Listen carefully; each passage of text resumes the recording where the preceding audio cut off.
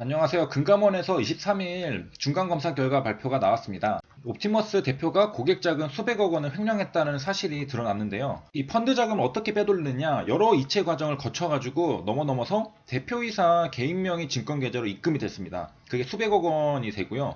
이거를 주식이랑 선물 옵션 등에 투자를 했습니다. 그리고 대부분 손실을 봤다라고 추정이 되고요. 23일 발표된 내용들은 3월부터 시작된 모니터링이랑 서면검사, 6월, 7월 이루어진 현장검사를 종합한 겁니다. 그래서 내용을 보면은 애초부터 투자 제안서를 허위로 작성을 했습니다. 그래서 투자 자금을 받았고요. 금감원에서 조사가 들어가니까 방해하려고 허위 자료 제출하고 자료 은폐하고 이래가지고 검사 업무 방해 혐의도 받고 있습니다. 그리고 애초부터 매출채권 양수도 계약서가 없었기 때문에 허위로 제출을 했고요. 그다음 현장 검사 직전에 주요 임직원의 컴퓨터 자료들을 인근 창고 등에 숨기고 자료 제출을 거부했다라고 합니다. 그래서 펀드의 지금 판매 잔고가 5,151억 원인데 이 중에 2,400억 원이 환매 연기가 됐고요. 나머지도 연기될 것으로 전망이 된다고 하고 개인 투자자가 2,400억 원, 법인이 2,747억 원을 투자했다고 합니다. 그러니까 절반 정도가 환매 연기되어 있고 절반 정도가 법인이 투자를 한 상태인 겁니다. 그리고 이제 가장 많이 판매한 게 NH투자증권이 84%에 달하는 걸 판매를 했고요. 그 다음에 24개가 환매 연기, 22개의 펀드도 환매 연기될 예정, 전망. 이렇게 전망하는 이유는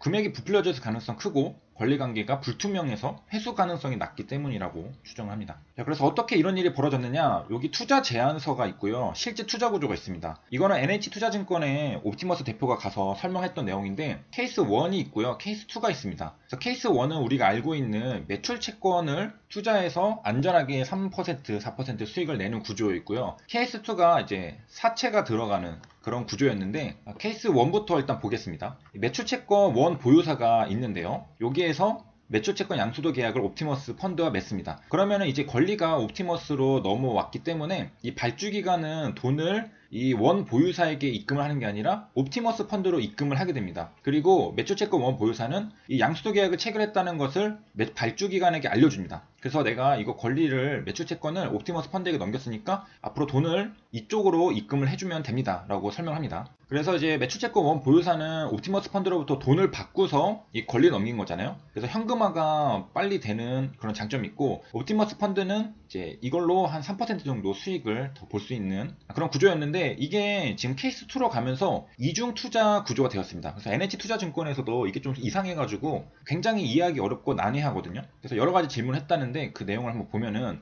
이 매출채권 양수도 계약을 해요. 하는데 문제는 이걸 담보로 여기 관계회사, 자회사에게 사모사채 발행 인수를 하는 겁니다. 무슨 말이냐면은 이 매출채권을 담보로 돈을 빌려주는 구조라고 설명을 했습니다. 그런데 이제 돈을 빌려주는 구조인데 수탁은행, 하나은행 입장에서는 아무 근거 없이 돈을 옵티머스 펀드에서 자회사로 쏴줄 수가 없잖아요. 그렇기 때문에 근거가 필요했는데 그 형식이 사모사채 발행 인수라고 옵티머스 대표가 설명을 한 겁니다. 그래서 이중 담보인 거죠. 매출채권도 담보, 그 다음에 이 사모사채도 담보로 돈을 이쪽 자회사로 쏴준다라고 설명을 했었던 건데 실제는 어떻게 되었냐, 투자구조 보면은 이거 아무리 봐도 조금 뭔가 이상하긴 했죠. 결국에는 그냥 사모사채 투자하는 거로 되는 겁니다. 그래서 사모사채로 돈이 들어가고 사모사채에 들어간 돈으로는 부동산 개발, 비상장 주식에 투자를 하고 뭐 자금 이체를 해가지고 또 다른 일을 하고, 그러니까 실제로 이 안전해 보이는 매출채권을 담보로 잡은 게 아니라 그냥 요것만 한 거죠. 사모사채 편입만 한 거예요. 그래서 실제로 옵티머스 편입된 장부 평가액이 이렇게 있는데 이 중에 98%가 비상장 기업 사모사채로 구성이 되어 있습니다. 그러니까 매출채권은 어디 가고 없고 전혀 없죠. 그리고 이제 대놓고 속이려고 했기 때문에 금융당국, 증권사, 은행도 전부 다 속았습니다. 하나은행 같은 경우에는 도장까지 위조해서 찍었었죠. 옵티머스가 말이죠. 투자 제안서에는 안전해 보이는 공공기관 매출채권에 95% 이상 투자할 거라 했는데 실제로 98%가 사모사채에 투자가 되었고, 그리고 그 기업들이 여기 보이는 CPNS, 아트리 파라다이스, 라피크는 저번에 한번 다뤘죠. 대부업체, DKAMC 이런 데 들어갔고요. 여기 들어간 다음에 다른 데로 넘어가는 경유지 역할을 한 업체들입니다. 현재 옵티머스 측은 서류 위조했다는 사실을 털어놓은 상태인데요. 이게 금감원에서 4, 5월에 좀 이상하다 싶어가지고 서면 검사를 실시를 했습니다. 3월부터 이제 실시가 들어간 건데, 요거를 속이기 위해서 허위 계약서, 즉 공공기관 매출채권을 양수했다는, 실제로 하지 않았지만 그런 계약서를 제출했고, 금감원이 이 계약서를 가지고 공공기관들에 확인을 했습니다. 그런데 그런 적 없다. 그래서 거짓 서류인 것이 확인되고 현장 검사까지 들어가게 된 거죠. 그 다음에 이제 금감원은 NH투자증권도 조금 의심을 하고 있는데, 그 이유가 보니까 뭐 여러 가지 있겠지만은 공공기관 발주사업 확정 매출채권 만기가 30일 이내입니다. 그러니까 한 달 안에 일어나는데, 옵티머스 투자자산으로 제시한 이 매출채권 만기는 6개월 전후였다는 거죠. 그래서 이건 실제 30일인데 6개월 전후였는데, 이것을 봐서 NH투자증권이 확인을 조금만 했었으면은 알 수 있었을 텐데, 이 채권의 실제성을 실제로 확인을 안 한 걸로 좀 의심이 되죠, 이 부분은. 그래서 점검을 할 계획이라고 하고, 비단 NH투자증권만 아니라 예탁결제원, 하나은행도 다 검사를 하고 있다고 합니다. 그리고 옵티머스 한 게 많은데, 뭐 펀드 자금으로 PF 사업에 대여하고 시행사로부터 금융자문 수수료도 수취하고 그랬고, 그리고 금감원이 현장 검사 착수 즉시 이런 것들에 대해서 채권 보전을 위해 가압류도 신청을 해놨고, 검찰도 범죄 수익 환수를 진행 중이라고 합니다. 그리고 3일 회계법인은 자산 실사를 통해 확보 가능한 채권 등을 파악하고 있다라고 합니다. 그리고 이제 자산 실사가 완료가 되면은 책임성 있는 자산 운용사로 펀드 이관을 진행할 예정이라고 금감원이 밝혔습니다. 우리가 API라고 하는 거에 I는 인터페이스라고 하는데요, 상호작용하는 곳이라고 이해하면 됩니다. 스마트폰의 사용자 인터페이스, 유저 인터페이스는 터치스크린, 그리고 TV 인터페이스는 리모컨. 우리가 스마트폰 터치스크린을 손으로 누르면서 스마트폰과 상호작용을 하죠. 그리고 TV 리모컨 버튼을 누르면서 TV랑 상호작용을 합니다. 이런 것들을 인터페이스라고 합니다. 상호작용하는 곳. 그럼 이제 API는 이것도 인터페이스인데 어디랑 상호작용하는 것일까? 다른 프로그램이랑 상호작용을 합니다. 우리가 이제 스마트폰, TV랑 상호작용하듯이 다른 프로그램과 상호작용하는 게 API입니다. 우리가 스마트폰, TV는 손가락으로 누르면서 상호작용했잖아요. API에서는 프로그램 코드를 가지고 상호작용합니다. 그래서 이제 미리 명시한 명세대로 프로그램 코드를 짜면은 그 프로그램과 다 상호작용할 수 있고요. 우리가 API를 사용하는 이유는 다른 곳에서 제공하는 데이터나 기능들을 손쉽게 이용할 수 있기 때문입니다. 그래서 정리하면 API는 다른 프로그램이랑 상호작용을 하는 것이고, 그리고 프로그램 코드로 상호작용을 합니다. 그래서 여기 스마트폰 홈 버튼 같은 게 인터페이스, 스마트폰과 사용자를 이어주는 매개체입니다. 사람과 기계를 연결해주죠. API는 프로그램과 또 다른 프로그램을 연결해줍니다. 일종의 다리 역할이고요.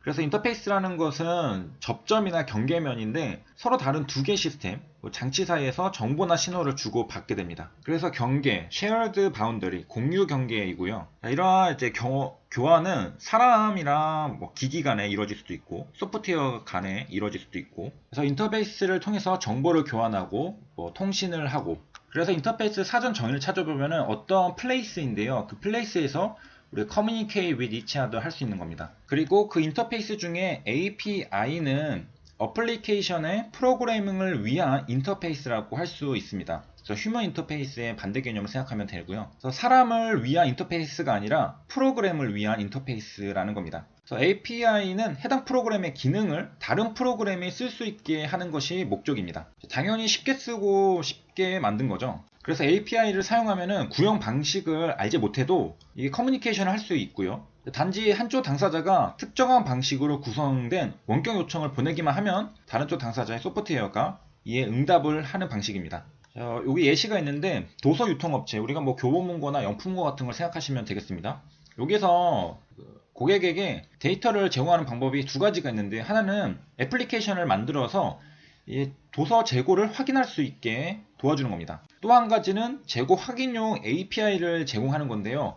일단 애플리케이션을 만들면은 이게 개발하는데도 비용이 들고 시간이 들고 플랫폼 제약도 있고, 그 다음에 지속적으로 유지 관리를 해줘야 합니다. 그리고 그 대안으로 있는 API는 고객이 API를 통해서 데이터에 액세스할 수 있습니다. 어플리케이션 아니지만은 고객이 이 API에 접근을 하면은 이 재고에 대한 정보를 받아올 수 있는 거죠. 그럼 이렇게 생각할 수 있죠. 이게 API가 공개가 되어 있다. 만약에 오픈 API라면은 이제 어떤 비즈니스맨이 도서 유통업체 개발업자가 될 수도 있고, 제3자가 될 수 있겠고, 이런 사람들이 이 API를 이용해서 이제 도서를 찾을 수 있도록 도와주는 애플리케이션을 만들 수 있는 겁니다. 그러니까 예를 들어 교보문고, 연fun문고가 재고 확인용 API만 제공을 하면은 다른 누군가가 이런 재고를 찾을 수 있는 어플리케이션을 이 API를 통해서 만들 수가 있게 되는 거죠. 이거는 교보문고, 연fun문고가 애플리케이션을 만든 건 아니죠. 물론 직접 만들 수도 있습니다. 하지만 이제 비용이랑 시간이 좀 든다는 거고요. 이런 API는 많이 공개된 것들이 있습니다. 뭐 날씨 같은 것들도 우리가 받아올 수가 있겠고요. 그 다음에 지도 같은 것도 받아올 수가 있습니다. 그럼 결제하는 것도 있고, 지도로 예를 들면은 이제 다음이 지도 데이터를 공개를 했다면은 API가 아닌 그냥 공개를 했다면은 이거를 일반 사람들이 다루기는 너무 어려울 텐데, API라는 예를 들어 일종의 홈 버튼으로 사용자들에게 공개한다면은 이제 굉장히 손쉽게 우리가 데이터를 사용할 수가 있게 됩니다. 그 다음에 공공 데이터들도 많이 API로 제공을 하고 있고요. 그 다음에 직방도 국가 공공 API를 토대로 만들어진 서비스라고 합니다. 주소는 여기 data.go.kr로 들어가면은 접속을 할 수가 있고요. 공공 데이터 포털입니다. 이제 또 웹 API 이런 거 있는데, 블로그 API를 이용하면은 블로그에 접속하지 않고도 다른 방법으로 글을 올릴 수 있고요. 우편번호 API, 구글 네이버의 지도 API 등 유용한 API들이 많이 있습니다.